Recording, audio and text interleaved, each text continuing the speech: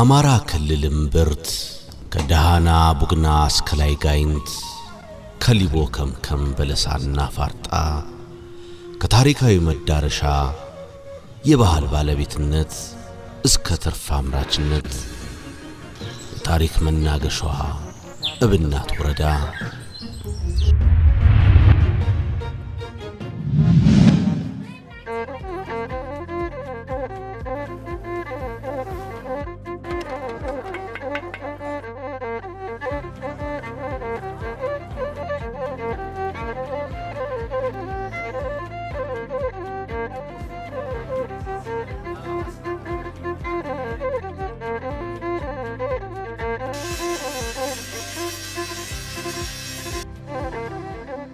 ከአማራ ክልል ርዕሰ ከተማ ባህር ዳር 122 ኪሎ ሜትር ከደቡብ ጎንደር ደብረ ታቦር ከተማ 37 ኪሎ ሜትር ርቀት ላይ ትገኛለች።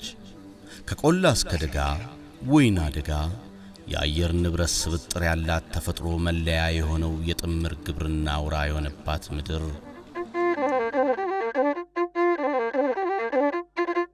እብናት የማዕድንና የተፈጥሮና ሰው ሰራሽ ሀብትነቷን ለማስመስከር በወረዳው የሚገኙ ታሪካዊና የቱሪስት መስህብ አምስትያ ተክለ ሃይማኖት ገዳም፣ ሳይኮ ቅዱስ ኪዳነ ምሕረት ገዳም፣ ወፍጡማ ዋሻ ደብር፣ የኑር ሁሴን መቃብር፣ የዛፍ ንጉሥ ጥብቅ ደንና ሌሎችም ታሪካዊና ባህላዊ ቦታዎች በውጭና በአገር ውስጥ የሚገኙ ጎብኚዎችን ከመልካም መስተንግዶ ጋር ለመቀበል እብናት ወረዳ ዝግጁ ናት። ሀገር አረንጓዴ አድርገን ድህነትን የምናሸንፍበት ሁኔታ መፈጠር መቻል አለበት የሚል መልእክት እያስተላለፉ የወረዳው አመራርና ሕዝብ በመቀናጀት ሀገራዊ ልማትን በሚያፋጥኑ ዘርፈ ብዙ ተግባራት ለውጥ ላይ ስራዎችን እየመከሩ በመሰረተ ልማት ስራዎች፣ በስልክ፣ በጤና፣ በትምህርት፣ በመብራትና በውሃ ስራዎች ሰፋፊ ስራዎች እየተከናወኑ ነው። ወረዳችን የሰፊ ወረዳ ነው ከዞኑ ካሉ ወረዳዎች። ነገር ግን ካሉን 35 የገጠር ቀበሌዎች ኦልሞስት 22ቱ ቀበሌ የቆላማ በመሆናቸው ለድርቅ ተደጋጋሚ ጊዜ የሚጠቁ በመሆናቸው ወረዳው ቶታሊ የምግብ ዋስትና ወረዳ ነው ሲቆይ ማለት ነው።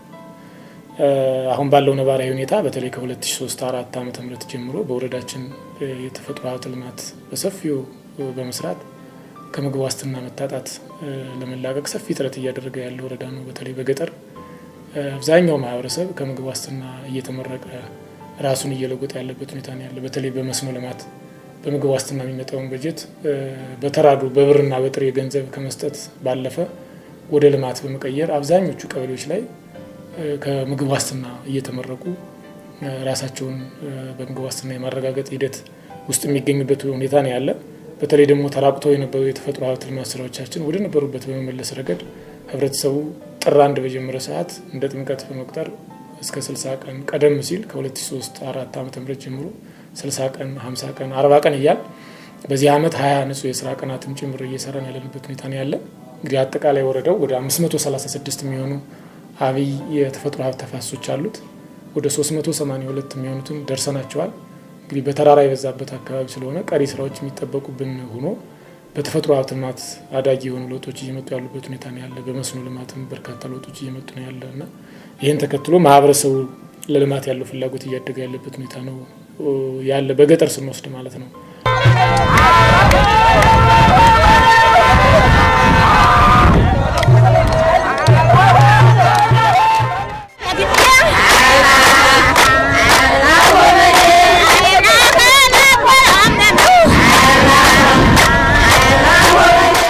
ወደ ከተማ ስንመጣ ደግሞ አጠቃላይ የከተማ ማህበረሰቡ አሁን ላይ በተለይ በአገልግሎት አሰጣጡ እንግዲህ ሰፊ ነው ተብሎ ባይወሰድም የከተማችን የአገልግሎት ሰጪ ማህበረሰብ ዘርፎች ትንሽዬም ብትሆን በአስፋልት የእንትን ያለች ስለሆነች ወጣቶቹ እንደምታያቸው ባጃጅ ያንቀሳቅሳሉ።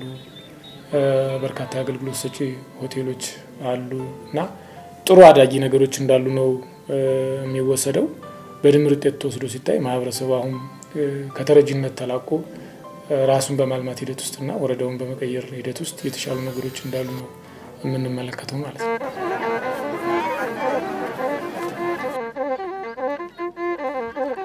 በግብርናው ዘርፍ በአዝርዕት ልማት፣ በተፈጥሮ ሀብት ልማት፣ በእንስሳት ሀብት ልማት የተሞክሮ ማሳያ የሆነችው ብናት በግብርናው ዘርፍ ለሚሰማሩ ኢንቨስተሮች ምቹ ሀብት ያላት መሬት ውሃና ሰፊ የሚሰራ የሰው ኃይል ያለባት ወረዳ ናት። ስለ ግብርናው ያለውን ሁኔታ የወረዳው የግብርና ኃላፊ እንዲህ ይሉናል። በወረዳችን እንግዲህ የግብርና ምርትና ምርታማነትን ለማሳደግ እንደሚታወቀው ወረዳችን በተደጋጋሚ በድርቅ የሚጎዳ ከ35 የገጠር ቀበሌዎች 22 ኦልሞስት ቆላ ናቸውና የምግብ ዋስትና መጣጣት ችግር ካለባቸው የዞናችን 5 ወረዳዎች ውስጥ አንዱ ነው። ስለዚህ ይህን ስር የሰደደ የምግብ ዋስትና መጣጣት ችግር ያው ከስር መሰረቱ ለማስለቀቅ በርካታ ስራዎችን እየሰራን ያለንበት ሁኔታ ነው ያለ። እንግዲህ የስራዎች ሁሉ መሰረት በመስኖ ልማትም በእንስሳት ሀብትም በሰብል ልማትም ለውጥ ለማምጣት የተፈጥሮ ሀብት ልማት ላይ ሰፊ ስራ በመስራት የአፈር ለምነትን በማሻሻል የተራቆቱ አካባቢዎችን ወደ ነበሩበት በመመለስ ሌሎች የግብርና ልማት ምርትና ምርታማነታቸው እንዲያድግ ሰፊ ስራ እየተሰራ ያለበት ሁኔታ ነው። ከዚህ አኳያ የተፈጥሮ ሀብት ልማት ስራችን ወስደን በምናይበት ሰዓት በወረዳችን 536 ንዑስ ተፋሰሶች አሉ። እስካሁን ባለው ተጨባጭ ሁኔታ 486 ተፋሰሶች ላይ ስራ ለመስራት ጥረት ያደረግንበት ሁኔታ ነው ያለ። እንግዲህ በአጠቃላይ ይህን ስራ በሰፊው በህዝብ ንቅናቄ መስራት የጀመርነው በ2003 ዓመተ ምህረት ነው። ከ2003 ከ2009 ዓመተ ምህረት እነዚህን 486 ተፋሰሶች ስናለማ በአጠቃላይ በአማካይ በቀን ከ70 ሺህ በላይ ህዝብ እየተሳተፈ ስራውን በባለቤትነት እየሰራ የሄደበት ሁኔታ አለ። እንግዲህ በሰፊው በርካታ ተራሮችን በመከለል ሰፊ የሆነ የፊዚካል ስራዎችን በመስራት የተሰሩ የፊዚካል ስራዎችን በስነ ህይወታዊ ዘዴ በማጠናከር በተሰሩት የተፈጥሮ ሀብት ልማት ስራዎች ላይ ተመስርተን ደግሞ የውሃ አቅሙ ሲጎለብት ወደ መስኖ ልማት አርሶ አደሩ እንዲገባ በማድረግ በተለይም አሁን በቅርቡ ደግሞ የፍራፍሬ ልማትን ከተፋሰስ ልማት ጋር በማቀናጀት በርካታ ስራዎችን ለመስራት ጥረት እያደረግን ያለንበት ሁኔታ አለ ማለት ነው። በእንስሳት ሀብትስ ምን ያህል ሀብት አለ? ምን ያህል ተጠቃሚነታችሁ አሁን ነው? እንግዲህ በወረዳችን ሰፊ የሆነ የእንስሳት ሀብት ነው ያለ። በድምሩ በሁሉም የእንስሳት አይነቶች ከ400 ሺህ በላይ እንስሳቶች ነው ያሉት። በተለይም በእነዚህ 22 ቆላማ ቀበሌዎች ሰፊ የሆነ የፍየልና ሀብት ያለበት ሁኔታ ነው ያለ። ከዚህ ቀጥሎ ደግሞ ወረዳችን እንደሚታወቀው የንብ ፖቴንሻል ያለበት በማር በጠጅ የሚታወቅ ሀገር ነው። ይሄን ለማሻሻል ሰፊ ስራ እየሰራን ያለንበት ሁኔታ አለ። እንግዲህ ከእንስሳት አኳያ አሁንም ገና ቀጣይ ስራ ይጠይቃል ብለን የያዝነው ከዚህ ከዝርያ ማሻሻል ጋር ተያይዞ ገና ብዙ ስራ ያልሰራንበት ሁኔታ ነው ያለ እንደ ወረዳችን። ከዛ ውጭ ባለው ከንብ ሀብትም ጋር ተያይዞ እንደ ፖቴንሻሉ ያን ያክል ሰፊ ስራ አልሰራንም። ግን አስተማሪ ሆኑ ወጣቶችን በማደራጀት በተፋሰስ ዘመናዊ ቀፎ ላይ ተደራጅተው ወደ ስራ እንዲገቡ በማድረግና ተጠቃሚ እንዲሆኑ በማድረግ እየተሰሩ ያሉ ስራዎች አሉ። የእንስሳት ጤናን ለማሻሻል ደግሞ በሁሉም ቀበሌዎቻችን ክሊኒኮችን በመገንባት የእንስሳት ጤና አገልግሎትን 100% ተደራሽ እንዲሆን ያደረግንበት ሁኔታ አለና ከእንስሳት አኳያ የተጀማመሩ ጥሩ ነገሮች አሉ። በተለይም በዚህ 2 ዓመት አሁን ባለው ተጨባጭ ሁኔታ ግን በእነዚህ በቆላማ አካባቢዎች ያለው ምቹ ሁኔታ በመጠቀም ገበያ ተኮር የሆኑ እንደ ሰሊጥ፣ ቦለቄና ማሾ አሁን በሰፊ የኢንቨስትመንት አማራጭ እየሆኑ አርሶ አደሩንም ከገበያ ጋር እያስተሳሰሩ ምናልባትም ወደ ታች ወደ ተገዝ ቦርደር አካባቢ ያሉት አርሶ አደሮች ፍየል ከመንዳት እንደገና ደግሞ አምርተው ለድግስ ምናምን ከመዋል ባለፈ አሁን ካሽ ክሮፖችን የማምረት በባለፈው አመት እንኳን ለማዕከላዊ ገበያ የሰሊጥ ምርት ብቻ ወደ 22 ሚሊዮን ከኛ ወረዳ ብቻ ማለት ነው አርሶ አደሮች ገቢ ማግኘት የቻሉበት ሁኔታ አለና እነዚህ ሰሊጥ፣ ቦለቄ፣ ማሾ አሁን ባለው ተጨባጭ ሁኔታ በጣም ተስፋ ሰጪ ሆኖ አርሶ አደሩን ከገበያ ጋር እያስተዋወቁ ያለው ሰላ ነው።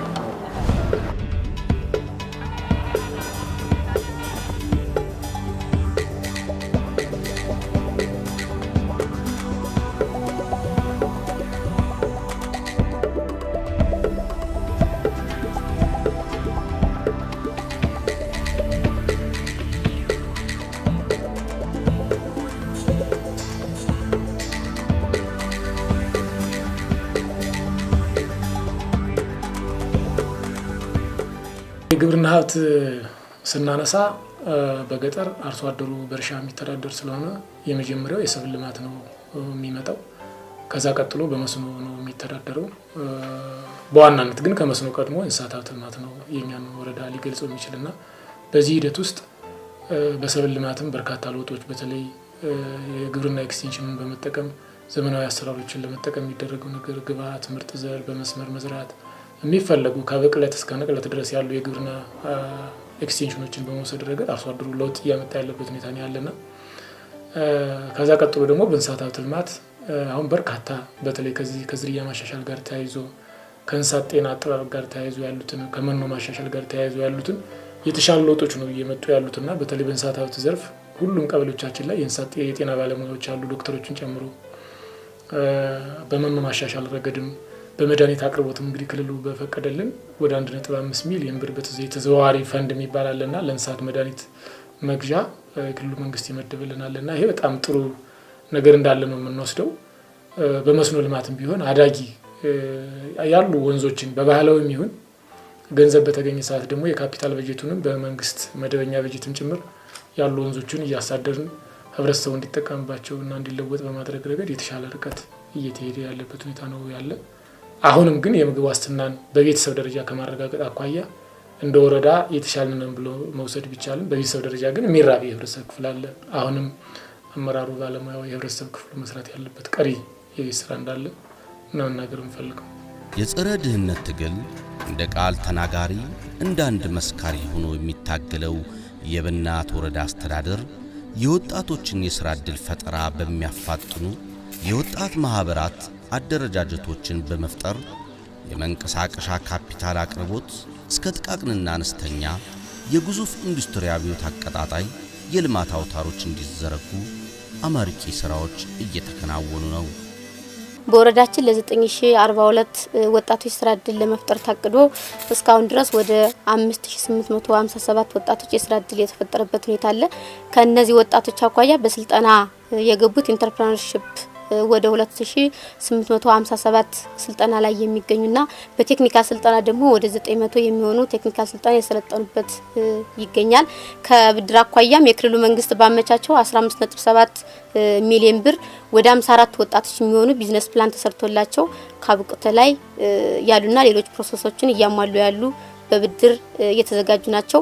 በመደበኛ ብድሩ ሲታይ ወደ 19 ሚሊዮን ብር ብድር ተመቻችቶላቸው ለ575 ኢንተርፕራይዞች ብድር የወሰዱበት ሁኔታ ይገኛሉ።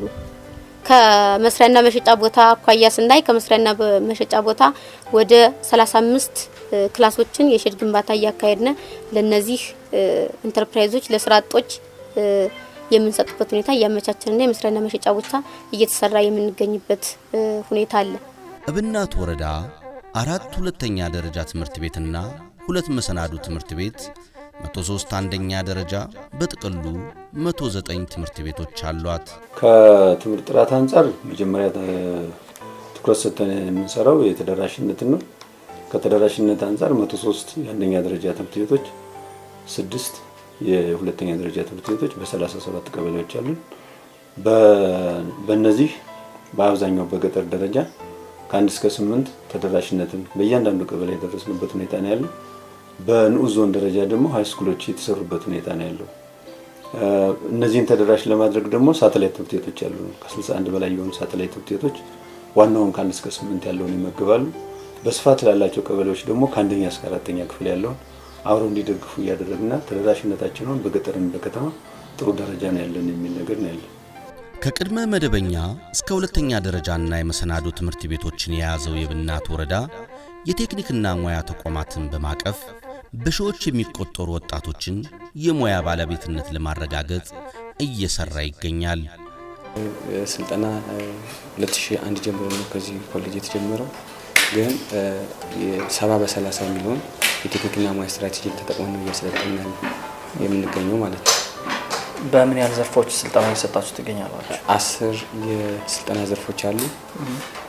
በእነዚህ ውስጥ ሰልጣኞች ብቁ ሆነው እንዲወጡ የተቻለንን ጥረት በኮሌጅ ውስጥ ጥሩ ቆይታ እንዲኖራቸውና በስነ ምግባራቸውም በስራቸውም ታታሪ እንዲሆኑ በማድረግ የተሻለ ነው ማለት እንችላለን።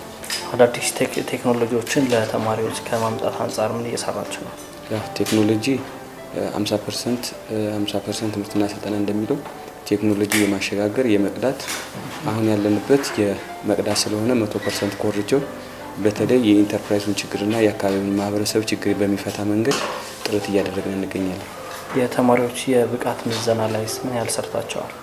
ያው ሰልጣኙ በምዘና ወቅት የሰለጠነውን በስልጠና መቋጨት አለበት በሚለው የስትራቴጂ መሰረት ከዩሲ ደረጃ 1 የሚወስዱት ከሆነ ደረጃ 1 የሚወስዱትን ከጨረሱ በኋላ ይመዘናሉ።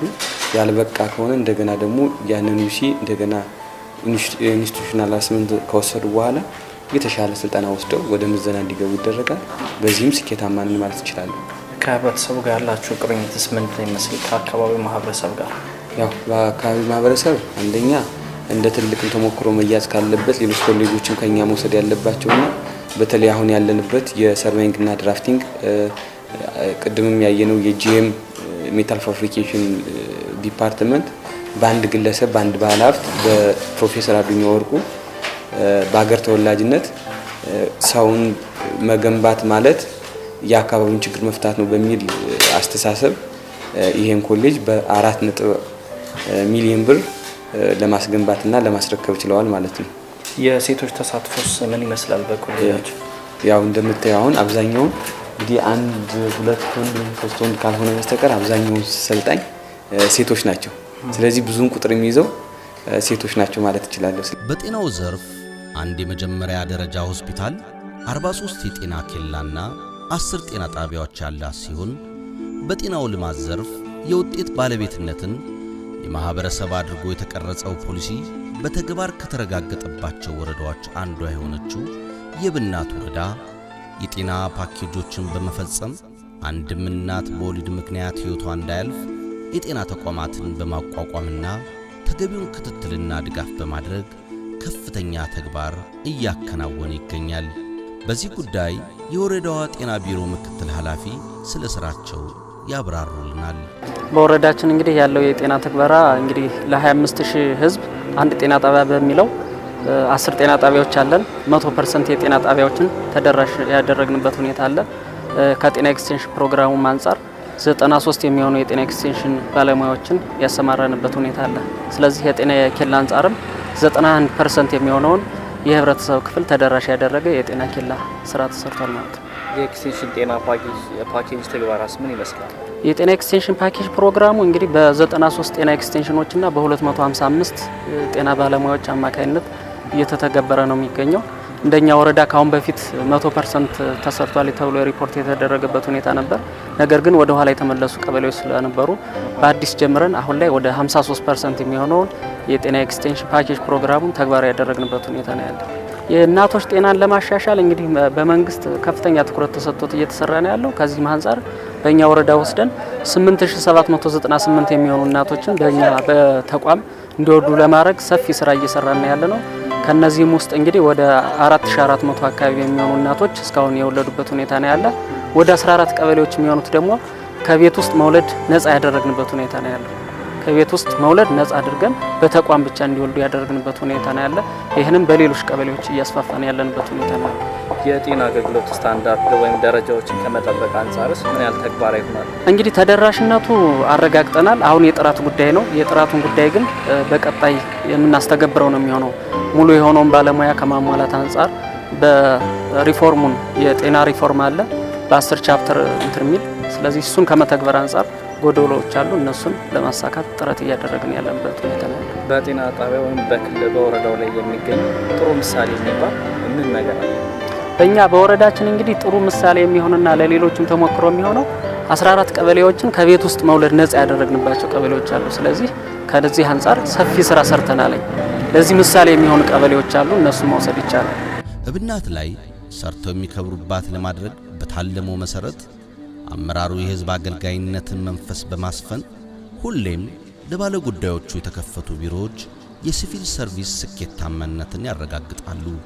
ህብረተሰባችን የላቀ መረጃ ባለቤት እንዲሆን በማድረግ በኩል ያው በከተማ በአካባቢ ሚኒ ሚዲያዎች የትምህርት ቤት ሚኒ ሚዲያዎችን ማጠናከር እንዲሁም ሌላ የመረጃ ማዳረሻ አማራጮችን በመጠቀም ህትመቶችን ስርጭት በማድረግ መረጃ እንዲደርስ በማድረግ በኩል የሚሰራ ነገር እያመናለን። ሌላኛው በገጠር ቀበሌዎች እንዲሆን አርሶ አደሩ የመረጃ ባለቤት በማድረግ በኩል ያው የሬዲዮ ግዥ እንዲፈጽም ግንዛቤ በመፍጠር የማስታወቂያ ሰሌዳዎችን በማቋቋም ከተቋቋሙ በኋላ ክስና ድጋፍ በማድረግ እዛው ቀበሌው ላይ ራሱ የመረጃ ማዕከል በማቋቋም አርሶ አደሩ በቀላሉ መረጃዎችን እንዲያገኝ ሰፊ ስራ እየሰራ እንገኛለን። ሰፊ የኢንቨስትመንት አማራጮች ያሏት ናት። ከነዚህም ውስጥ ሰፋፊ የኢንቨስትመንት ቦታዎች አሉ። በእነዚህም ቦታዎች ላይ ወደ 37 ባለሀብቶች መጥተው የሆቴል ግንባታ የሰሩበት ሁኔታ አለ። እዚህ ላይም እንደምታዩት የሴት ባለሀብት የፈጠርንበትና ጤና ጌጡ የምትባል የጂ+3 እየሰራች ያለችበት ሁኔታ ነው። ከዚህ ባሻገር ሌሎች የኢንቨስትመንት አማራጮቻችን በዙሪያ ቀበሌዎች የሚመረቱ ሰሊጥ፣ ነጭ ሽንኩርት፣ ቦሎቄ ስላሉ እነዚህን ግብዓቶች በመጠቀም ፋብሪካ ለሚገነቡ ባለሀብቶች ከ3.25 ሄክታር በላይ ከሶስተኛ ወገን ነጻ አድርገን የተቀመጥንበት ሁኔታ አለ። ሌላው መሰረተ ልማትን ስንወስድ የውስጥ ለውስጥ መንገዶች በዚህ ዓመት ብቻ 15 ኪሎ ሜትር የጠጠር ዝርጋታ ዘርግተናል። 20 ኪሎ ሜትር የጥርጊያ መንገድ የመንገድ ከፍታ ስራዎችና 13 ኪሎ ሜትር የውሃ ማፋሰሻ ባህላዊ የውሃ ማፋሰሻና 0.5 ኪሎ ሜትር የሚሆን ደግሞ ዘመናዊ የውሃ ማፋሰሻ ስራ ይሰራንበታል። እነዚህ ምቹ ሁኔታዎች በማየት ባለሀብቱ ወደኛ አካባቢ ያው ከመኪና ከመሽከርከር አሁን ባለሀብቱ ወደ ሆቴል ስራ ወይም ወደ ግንባታ ስራ እየተመለሰ ያለበት ሁኔታ እንዳለ ማመላከት ነገር አለ። መሰረተ ልማቶቻችን አሁን ውሃ አለን። በሰከንድ 7 ሊትር የሚያመነጩ 3 የውሃ ጉድጓዶች አሉ። እነዚህ ወደ አንድ የሚያመጣ 3 ታንከሮች አሉ። 550,000 ሊትር ውሃ እንይዛለን። በዚህም 83% የሚሆነው ህዝብ የንጹህ ውሃ ተጠቃሚ ነው። መብራትን ወስደን ከ1999 ዓ.ም ጀምሮ የ24 ሰዓት መብራት ተጠቃሚ ናት ከተማችን። በዚህም በተለይ ስራ አጥ ወጣቱን በእንጨት ስራና በብረታ ብረት ስራ ዘርፍ በማሰማራት የተሻለ ገቢ ያላቸውና ከዚህ ከጥቃቅን ተነስተው ትልልቅ ባለሀብት የሆኑ ወጣቶች አሉ። እንግዲህ የሲቪል ሰርቪስ ስርዓቱን ከተጀመረ ከ2003 ጀምሮ ባለው በአምስቱ አደረጃጀት ሁሉም ባለሙያ እስከ ቀበሌ ድረስ በባለቤትነት ይዞ እየሰራና ውጤታማ እየሆነ ይገኛል። ይህም ማለት እየተለካ በመማማር እድገት ያለውን ተሞክሮም እየቀመረ ሁሉም ሰራተኛ እስከ ቀበሌ ድረስ ይንቀሳቀሳል። ሌላው ክራይ ሰብሳቢነት እንደወረዳ ሁሉም ተቋም ከተቋሙ ተነስቶ እያቀደ በእቅድ ይዞ በረጅም ባጭር በመካከለኛ የተፈቱትን ያልተፈቱትን እየለየ የተፈቱትንና ያልተፈቱትንም ሲለይ የተፈቱትን እያሳወቀ ያልተፈቱበት ምክንያት በመለየት በእቅድ እየያዘ እየፈታ ይገኛል። አገልግሎት አሰጣጥ እንግዲህ እንደኛ ወረዳ እንደብናት ሁሉም ተቋም የአገልግሎት አሰጣጡን በስታንዳርዱ መሰረት እያስተናገደ ከባለ ጉዳዮች የሚሰጡትንም የአገልግሎት አሰጣጥ በመያዝ ግብረ መልስም ለየግለሰቦቹ በወርድም እየለጠፈ ውጤታማ ያለበት መሆኑንና ሪፎርሙ ከተጀመረ ቀን አንስቶ ለውጥ ያስመዘገበ መሆኑን እንደኛ አይተናል። ሌላው ወደፊቱን የከተማውን እድገት እንግዲህ በእቅድ በመያዝ ሁሉም ተቋም በባለቤትነት ይዞ አሁንም ቢሆን ተሞክሮምና ጅማሮቹ አሉ። ያም ማለት ከመንገድ ከውሃ ከመብራት ምንም እንኳን ሙሉ ነው ባይባልም ባለው ቢሆን ከወረዳ እስከ ቀበሌ ድረስ እየተንቀሳቀሰ የተለዩትንም ይዞ መንገድ ለምሳሌ ያልገባባቸውን እስከ ቀበሌ ድረስ መንገድ በመጥረግ ይሄን በማድረግ ላይ ይገኛል። ፍትህን ተደራሽ ለማድረግ በቀጠናችን ተዘዋዋሪ ችሎት ላይ አካሄደናል። ከነዚህ 4 ቀጠናዎች ነው እቅድ ያዝነው። ከአራቱ ቀጠናዎች እቅድ ይዘን 3 ቀጠናዎች ላይ ግን ሁለት ዙር የሄድንበት አጋጣሚ አለ። ለምሳሌ ቋሊሳ ሁለተኛ ዙር ተዘዋዋሪ ችሎት የተሄደበት አጋጣሚ አለ። ሰላማያም እንደዚህ በተመሳሳይ እንደገና ገላማ ጸቢያ በእነዚህ 3 ቀጠናዎች ላይ ተዘዋዋሪ ችሎት ወጥተን ለባለ ጉዳዩ ቢያንስ ከርቀት የሚመጡ ባለ ጉዳዮች አሉ። የሚሄዱት መዝገቦች በ10 ቀን ውስጥ ነው መዝገቦች ተዘግተው የሚወጡ። ከመዝገቡ ውጭ ደግሞ እንደዚሁ አርቲቲ መዝገቦች አሉ። አፋጣኝ የሆኑ የሚሰጡ መዝገቦች እንደ ውርስ፣ የፍቺ ውሳኔ፣ ንብረትን በተመለከተ እነዚህ በተመለከተ ፎርሞችና ቅርጾችን ይዘን በቀላሉ ባለ ጉዳዩ ካሁን በፊት በጣም ከዚህ ከርቀት የሚመጡ ባለ ጉዳዮች ነበሩ። ያን ችግር ፈተን በጥሩ ሁኔታና በተገቢው አገልግሎት እየሰጠን እንገኛለን። ድርኳን ስጨ ጠጅ ነው የሚሸጥ እድሜልክ ጠጅ እየሸጥ ልጆችን ሁሉ አሳድጊያለሁ። ማረም ሞልቶታል። አገሩ ደህና አይነ ነበር የማር አገር ነው። አሁን ትንሽ ቀነስ አለ እንጂ ማሩ እስካሁን ድረስ በጠጅ ነው። ፎቅም የሰራው በጠጅ ነው። ብዙ ቤትም ሰርቻለሁ። ልጆችንም አሳድጊያለሁ እና በጠጅ ነው ዘመኑ። ከዚህ ላይ በተሰጠኝ በሊዝ አዋጅ በተሰጠኝ ቦታ ላይ ይሄን የማደያ ግንባታ አሳርፌያለሁ። ይሄ የማደያ ግንባታ ያሳረፍኩት ለህዝቡም እኔም እየተጠቀምኩበት ነው ያለው። ህዝቡ ካሁን በፊት ከ60 ኪሎ ሜትር በላይ ነው ሄዶ ናፍጣ የሚያመጣው የነበረው። አሁን ግን ከዚሁ እነሱም እኛም ተጠቃሚ ሆነን ያለነው። እብናት ወረዳ መጣው ለሚያለሙ ኢንቨስተሮች የወረዳው አመራሮች ጥሪያቸውን እንዲህ ያስተላልፋሉ። እንግዲህ ኢንቨስተሮች እብናት ላይ መጣው እንዲያለሙ ማስተላለፍ የምፈልገው መልእክት እብናት ባለብዙ የኢንቨስትመንት አማራጭ ውብ ከተማ ነች። በርካታ የኢንቨስትመንት አማራጮችን ይዘን ባለሀብቶችን እየጠበቅን ነው። በአግሮ ፕሮሰሲንግ ዘርፍ መሰማራት የሚፈልግ ፕሮሰስ የሚደረጉ በርካታ ምርቶችን እናመርታለን። ሰሊጥ አለን፣ ቦለቄ አለን፣ ሌሎች የቅባት እህሎችን በሰፊው የሚመረቱበት አካባቢ ነው። ለዚህ በዘርፉ መሰማራት የሚፈልግ ባለሀብት ሰፊ አማራጭ ያለበት ወረዳ በመሆኑ መጥቶ እብናት ላይ ማልማት ይችላል። በሆቴሊንግ ዘርፍም ቢሆን አሁን እየተስፋፉ ካሉ መሰረተ ልማቶች አንፃር ወረዳችን ሊያቋርጥ የሚችሉ ረጃጅም መንገዶች እየተሰሩ ያሉበት ሁኔታ ነው ያለው። ስለዚህ በዚህ መንገድ ደንበኞችን ማስተናገድ የሚችሉ ትልልቅ ሆቴሎችን መገንባት ብቻ እብናት ላይ ትርፋማ መሆን ይቻላል። በነዳጅ ማደያ ዘርፍም ቢሆን ተሰማርቶ ውጤት ማምጣት የሚቻልበት እድል ነው ያለው። በርካታ የሆነ የትራፊክ ፍሰት ያለበት አካባቢ ነው። ለዚህ አገልግሎቱን መስጠት ቢቻል ውጤታማ መሆን ይቻላል። ሌሎች መስኮች ላይም ቢሆን ተሰማርቶ ሀብት መፍጠርም ህብረተሰቡንም መጥቀም የሚፈልግ ባለ ሀብት ካለ እንግዲህ ቀዳሚ ምርጫውን እብናት ማድረግ መቻል አለበት። በእኛም በኩል ከሶስተኛ ወገን ነጻ የሆኑ ሰፋፊ መሬቶችን አዘጋጅተን ባለሀብቶችን በጉጉት እየተጠባበቅን ነው የሚገኘው። እንግዲህ በአጠቃላይ የእብናት ህዝብ በጣም ጨዋ፣ ለኢንቨስትመንት በጣም ምቹ ሀገርም ያለን ስለሆነ ባለሀብቶች ኑና እብናትን በጋራ እናልማ ቢል መልእክት ያስተላልፋሉ። ያሉንን ሰፋፊ የኢንቨስትመንት ቦታዎች በመጠቀም ሰሊጥ፣ ቦለቄ፣ ቅባት እህሎች በስፋት ስለሚመረቱ እነሱንን በማቀነባበር ወደ ውጭ ከውጭ ዘይት ከምናስገባ ይልቅ እዚሁ ሀገር ውስጥ ዘይት እያመረትንና ስራ አጥ ወጣቱን ወደ ስራ የሚያስገባልን ባለሀብት እንፈልጋለን። ስለዚህ ይህን ባለሀብት ደግሞ ለመቀበል ከ3.25 ሄክታር በላይ የሚሆን ነፃ መሬት አዘጋጅተን እየጠበቅን ስለሆነ ባለሀብቱ ሊመጣ በጸጋ የምንቀበል መሆናችንን ለመግለጽ እወዳለሁ።